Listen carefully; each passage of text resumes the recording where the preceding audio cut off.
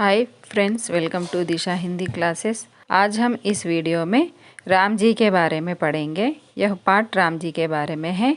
चैत्र शुद्ध नवमी तीसरे युग का वसंत ऋतु गुरुवार को पुनर्वस नक्षत्र कर्कट लग्न में था और इनका जन्म कहा जाता है कि भगवान राम का जन्म हुआ था। भगवान राम का जन्म अभिजीत मुहूर्त के दौरान और दोपहर के 12 बजे हुआ था। हिंदुओं का मानना है कि 14 वर्ष के वनवास के बाद अयोध्या पहुँचे भगवान राम का राज्याभिषेक और श्री सीताराम का विवाह चैत्र शुद्ध नवमी को हुआ था। कौशल के राजा दशरथ की 3 पत्नियां थीं, कौशल्या, सुमित्रा और कैकेयी। अग्नि के देवता प्रसन्न हो उनके पुत्र नहीं थे, तब संतान नहीं थे दशरथ महाराज को, तो उन्होंने अग्नि देवता को प्रसन्न करने के लिए वशिष्ठ महर्षि के सलाह पर उन्होंने पुत्र कामेष्टि यज्ञ किया था। दशरथ महाराज को वह यज्ञ के बाद उनको एक मीठा दिया गया है, फल दिया गया है। उस फल को सभी पत्नियों को खाने के लिए देने उसके उपरांत उनको संतान हुआ था। यही दशरथ महाराज द्वारा अपनी तीनों पत्नियों को यह औषधि देने के कुछ समय बाद ही गर्भवती हो गई है और भगवान राम का जन्म चैत्र महीने के 9वें दिन के दोपहर को कौशल्या देवी को हुआ था। उसके बाद कैकेयी को भरत और सुमित्रा को लक्ष्मण और शत्रुघ्न। रामावतारम श्री महाविष्णु के 10 अवतारों में से 7वें हैं, जिन्होंने धर्म की स्थापना के लिए अवतार लिया था, वह श्री राम जी है। श्रीहरि ने लंकाधिपति रावण के विनाश के लिए साधारण मानव रूप में अवतार लिया था। हाल ही में हुए वैज्ञानिक शोध के अनुसार भगवान राम का जन्म 10 जनवरी 5114 ईसा पूर्व को माना जाता है। तो आज का पाठ यह है, रामो विग्रहवान धर्मः, मतलब राम जी धर्म के मूर्त स्वरूप है। इस तरह इस पाठ में समझाया गया है। रामायण है जो महाकाव्य है, बालकांड के पहले छंदों से लिया गया है। इस पाठ में नारद जी महर्षि वाल्मीकि महर्षि को श्री राम के महान गुणों के बारे में इस कांड में बताया गया है नारद महर्षि जी ने। इस प्रकार वाल्मीकि महर्षि नारद से पूछते हैं कि क्या आज इस दुनिया में कोई जो सदाचारी, बहादुर व्यक्ति और अविस्मरणीय, सत्यवादी और दृढ़ निश्चय वाले व्यक्ति कोई है क्या? तब नारद जी वाल्मीकि महर्षि से यह कहते हैं कि नारद जी श्री राम के गुणों का वर्णन करते हुए कहते हैं, भगवान राम का जन्म इक्ष्वाकु वंश में हुआ था। वह दृढ़, महानायक और दीप्तिमान, बहादुर और उत्साही है। भगवान राम सभी गुणों के ज्ञाता है। वह सच बोलते हैं, वह आलोकप्रिय होना चाहते हैं, अच्छा दिल वाले हैं। श्री राम दशरथ महाराज के ज्येष्ठ पुत्र थे। ज्येष्ठ पुत्र यानी बड़े पुत्र।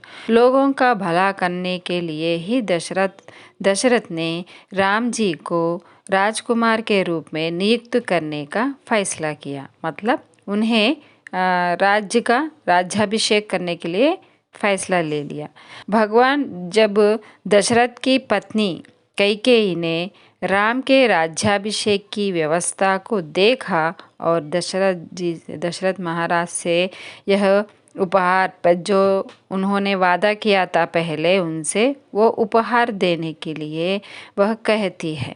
पहले दोनों उपहार के पूर्ण करने के लिए वह दशरथ महाराज से कहती है, पूर्वं दत्तवरा देवी वरमेन याचत। पूर्वं दत्तवरा देवी वरमेनम याचत, यानी पहले जो उन 2 वरदानों में से सबसे पहला जो वरदान जो था, भगवान राम को वनवास जाना होगा और दूसरा उनके पुत्र भरत को राज्याभिषेक करना चाह रही थी। वह वरदान देने के लिए पूछती है कैकेयी दशरथ महाराज से। जब दशरथ महाराज ने राम को वन में जाने के लिए कहा तो राम ने वन जाने का निश्चय किया, जैसे कि उनके पिता ने उन्हें बताया था। राम के पीछे उनके प्यारे भाई लक्ष्मण भी जाते हैं। तम व्रजंतम प्रियो भ्राता लक्ष्मणो नुजगामः।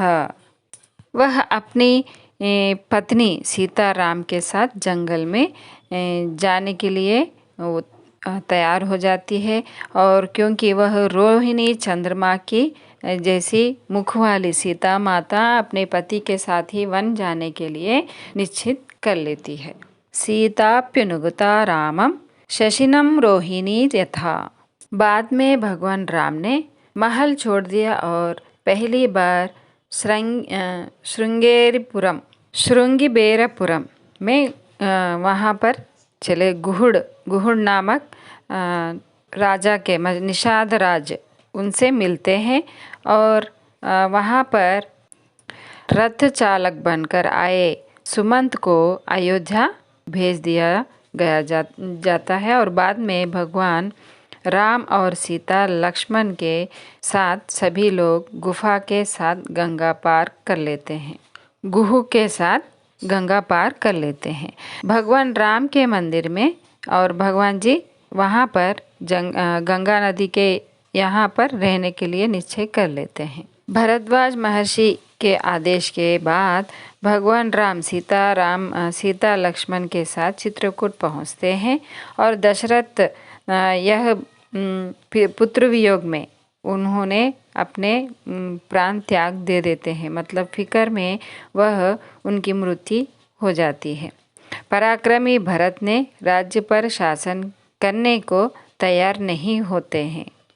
भरत राम जी के पास जाते हैं और वनवास में रहने लगे राम जी से कहते हैं कि आप अयोध्या लौट आए, परंतु भगवान श्री राम अयोध्या लौटने के लिए मना कर देते हैं, क्योंकि उन्होंने अपने पिताजी को वचन दिया था कि वह अयोध्या 14 साल का वनवास करेंगे।